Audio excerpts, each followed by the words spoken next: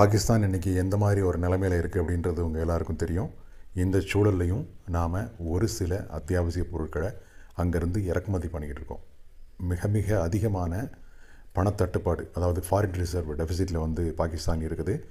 இந்த மாதிரி ஒரு சில நாடுகளுக்கு பாகிஸ்தான் பண்ணக்கூடிய ஏற்றுமதி தான் அந்த நாட்டை இன்றைக்கும் ஓரளவுக்கு உயிரோட்டமாக வச்சுருக்கு அப்படின்னே சொல்லலாம். நாம் அங்கேருந்து இறக்குமதி பண்ணக்கூடிய ஒரு சில பொருட்கள் என்னென்னா, ஃபஸ்ட்டு சிமெண்ட் அங்கேருந்து அதிகமாக இறக்குமதி பண்ணுறோம். நமக்கு சிமெண்ட்டு தேவை ரொம்ப அதிகமாக இருக்குது.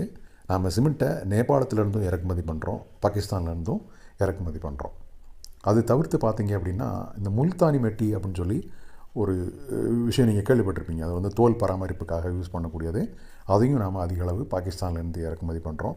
அதுக்கடுத்து இந்த கண் கண்ணாடியில் உபயோகப்படுத்தக்கூடிய ஆப்டிக்ஸ், அதாவது ஆப்டிக்ஸ் அப்படின்றது என்னென்னா, உங்களுக்கு புரிகிற மாதிரி சொல்லணும்னா, ஒரு கண்ணாடியில் ஒரு ஒளி ஊடுருவும் போது அது ஒளி சிதறலாகும், ஒளி பிரதிபலிப்பாகும், ஒளி விலகலாகும். அதை மெஷர் பண்ணக்கூடியதான் ஆப்டிக்ஸ்.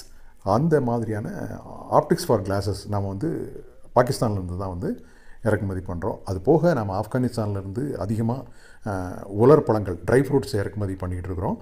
இப்போது பாகிஸ்தான்லேருந்தும் ஒரு சில ட்ரை ஃப்ரூட்ஸை இறக்குமதி பண்ணுறோம். அது போக சுண்ணாம்பு, அதுக்கடுத்து எஃகு போன்ற பொருட்களும் கொஞ்சமாக இறக்குமதி ஆகுது.